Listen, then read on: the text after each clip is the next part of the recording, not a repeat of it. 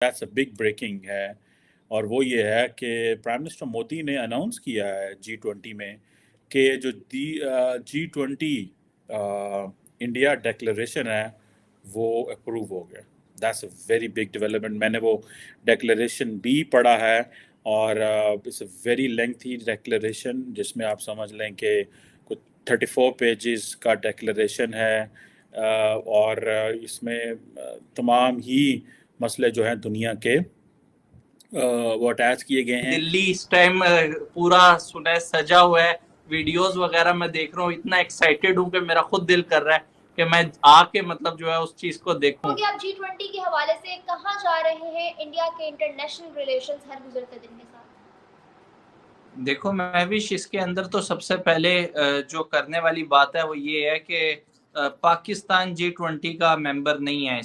इससे पहले जितने भी मिनिस्ट्रियल लेवल मीटिंग्स हुए थे, फाइनेंस मिनिस्टर का ले लें, फॉरेन मिनिस्टर का, तो यूक्रेन को मसले को लेकर बात अटक गई थी और फिर वो प्रेसिडेंशियल स्टेटमेंट इशू करना पड़ता है as chair, but consensus document नहीं आया था। तो लोगों को एक्सपेक्टेशंस था कि शायद इस बार भी नहीं आएगा। इट इज़ वेरी इंटरेस्टिंग के और it is a big achievement कि इंडिया के जो शेरपाल वगैरह जो एक्ट कर रहे थे, they were able to get the consensus or agreement. तो मैंने फाइनल ड्राफ्ट देखा, इट वाज वेरी इंटरेस्टिंग। जो यूक्रेन को लेकर जो स्टेटमेंट है वो पैराग्राफ 7 से पैराग्राफ 14 तक है और it is a much weaker statement than जो बाली में इशू हुआ था। तो हम लोग एक्सपेक्ट कर रहे थे कि G7 काफ़ी दबाव डालेगा G20 पर कि रशिया पे के खिलाफ ज़रा ज़्यादा स्टेटमेंट। साहब इस प्रोसेस में, इंडिया इस प्रोसेस में था G20 के, तो ये बातें चल रही थी कि शायद ये ना कर सके। आज मतलब पिछले 20 सालों से हम सुन रहे हैं कि इक्वलिटी और इक्वलिटी के ऊपर बात करते हैं, डाइवर्सिटी के ऊपर बात करता है सारा वेस्ट। लेकिन आप देखिए कि किसी ने इसमें अफ्रीकन यूनियन को मेंबरशिप नहीं थी, 20 साल से टाल रहे हैं उसको, आज करेंगे कल करेंगे। लेकिन आप देखिए कि कहते हैं मोदी जी ने सिर्फ 2 मिनट में, शुरू के 2 मिनट में ये काम कर डाला। आप देखिए जैसे मोदी जी ने अनाउंस किया, जयशंकर जी गए और उनको लेके आ गए और गले मिले और हो गया सब कुछ। पहले 2 मिनट में, सिर्फ 2 मिनट लगे इंडिया को और 2 डिकेड लगे वेस्ट को ये डिसाइड करने में कि इनको लाना है कि नहीं लाना। मतलब इससे भी हम इम्पोर्टेंस देख सकते हैं कि मौजूदा करंट पॉलिटिक्स के अंदर जो भारत के प्रधानमंत्री हैं, जो प्राइम मिनिस्टर है नरेंद्र मोदी जी, उनकी कितनी इम्पोर्टेंस इस टाइम जा रही है। हाँ जी, मोदी जी देखिए नो डाउट वर्ल्ड के लीडर हैं, उनकी सबसे ज्यादा पॉपुलैरिटी आपको पता ही है। ठीक है, तकरीबन 9 साल में 15 इंटरनेशनल अवार्ड्स का लेना, मैं ये समझता हूँ कि डिलीवर कर रहे हैं तो दुनिया जो है उसको सराह रही है। और मैं ये अवार्ड भी समझता हूँ। हाँ बोलिए। जी सर बताएं। अवार्ड भी वो नहीं कि इस तरह का कोई अवार्ड मिल गया, कोई ऑनर मिल गया, तो मतलब टॉप के जो सिटीजन अवार्ड्स हैं वो हैं, मतलब टॉप ऑनर्स हैं ना जो कंट्रीज के, वो हैं, जो फ्रांस का हो या चाहे यूएई का हो, चाहे अपने सऊदी के हो, ये सारे अवार्ड हैं जो टॉप ऑनर्स कंट्री के जो टॉप वाले अवार्ड्स हैं वो हैं सर। हमारे भारत के प्रधानमंत्री ने 27 दिन पहले सीना ठोक कर कहा था कि हम तीसरे नंबर पर इकोनॉमिकल पोजीशन पर होंगे, वो होता हुआ दिखाई दे रहा है। हमने इससे पहले भी प्रोजेक्ट्स के बारे में बात किया है, सेमीकंडक्टर को लेकर बात किया है, सोलर हब को लेकर के बात किया है, और एजुकेशन पे जिस हिसाब से ध्यान दिया जा रहा है, वीजा के बारे में बात हुई है, फ्री वीजा किया जा रहा है, रशिया में हो रहा है, यूएसए हो रहा है, यूएसए सनातन दिवस मनाने की बात कर रहा है। तो ये सब हम लोगों के लिए बहुत बड़ा अचीवमेंट है, बहुत बड़ी अचीवमेंट है। इसमें लिस्ट ऑफ डॉक्यूमेंट्स जो अनेक्स की गई है वो तकरीबन वो भी काफ़ी ज़्यादा है। और इसके अलावा आप ये समझ लें कोई 83 पॉइंट का ये डिक्लेरेशन है जिसमें टेररिज्म की भी बात की गई है। मैं तो देख रहा कि साढ़ा ना तो नहीं पाता बेचे countering terrorism and money laundering और फाइनेंशियल सेक्टर के इश्यूज जो हैं उस हवाले से भी बात हुई। इसमें लिस्ट ऑफ डॉक्यूमेंट्स जो अनेक्स की गई है वो तकरीबन वो भी काफ़ी ज़्यादा है। और इसके अलावा आप ये समझ लें कोई 83 पॉइंट का ये डिक्लेरेशन है जिसमें टेररिज्म की भी बात की गई है। मैं तो देख रहा कि साढ़ा ना तो नहीं पाता बेचे countering terrorism and money laundering और फाइनेंशियल सेक्टर के इश्यूज जो हैं उस हवाले से भी बात हुई। दोस्तों, भारत में पिछले 2 दिनों से G20 की मीटिंग चल रही थी। पूरी दुनिया की नजर भारत पर थी। भारत ने फाइनली अपना डिक्लेरेशन सबमिट किया और दोस्तों 112 पेजेस का ये डिक्लेरेशन यानी कि घोषणा पत्र में सभी मेंबर्स की सहमति आ गई। और दोस्तों बता दें, भारत की डिप्लोमेसी की वजह से अब अफ्रीका भी चीन के चंगुल से निकलकर G20 में शामिल हो गया है। और दोस्तों इससे चीन को बड़ा झटका लग सकता है। इसमें पूरा विश्व एक परिवार के एजेंडे पर चलते हुए इसमें ज्यादातर पीस और प्रोस्पेरिटी का संदेश दिया गया है। इस सम्मेलन पर 4,214 करोड़ का खर्चा आया। इससे भारत की एक बड़ी कामयाबी मानी गई है। दोस्तों बता दें कि ये डिक्लेरेशन आज तक की सबसे बड़ा डिक्लेरेशन माना गया है। इसमें टोटल 37 पेजेस हैं। न्यू दिल्ली डिक्लेरेशन का नाम दिया गया है।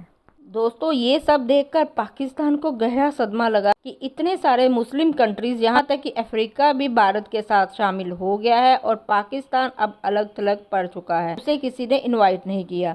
वीडियो बड़ा इंटरेस्टिंग है, इसे एंड तक देखें और मेरे चैनल को लाइक और सब्सक्राइब करना ना भूलना दोस्तों। तो जय हिंद। प्रेसिडेंसी है, ये कहा जाता है कि ये G20 की प्रेसिडेंसी में ये बड़ी हिस्टोरिकल है। देखें, इंडिया स्टार्टेड, इससे पहले इंडिया के अंदर एक जो बड़ा इंटरनेशनल इवेंट हुआ था ना, वो 1983 में हुआ था, नॉन अलाइंड मूवमेंट का, और उसके बाद अभी इवेंट हो रहा है। सो 40 साल आप समझ लें, ये नहीं बनते हैं ना, 40 साल आप समझ लें, 83 से 93 और 3 और बिल्कुल 40 साल बनते हैं। ये 40 साल दोबारा एक इवेंट इंडिया के अंदर हो रहा है और उसको प्राइम मिनिस्टर मोदी एंड उनकी गवर्नमेंट जो है वो दे आर लुकिंग कि हम इसको शायद कोई पटाखा ना चल जाता, मतलब obviously they were very worried on that. और इस पर मैं ये बात बताऊं कि इंडिया की ये जो G20 की 3 प्रेसिडेंसीज में सबसे ज़्यादा डॉक्यूमेंट्स जो हैं वो नेक्स्ट किए गए हैं। 39 डॉक्यूमेंट्स किए गए हैं। सबसे ज़्यादा जो लाइन ऑफ एफर्ट्स है उसके आउटकम सबसे ज़्यादा इसमें आए हैं। So for that moment India ने समहाउ ये एक हिस्टोरिकल पैथ ब्रेकिंग है, 100% consensus on all development and geo political issues.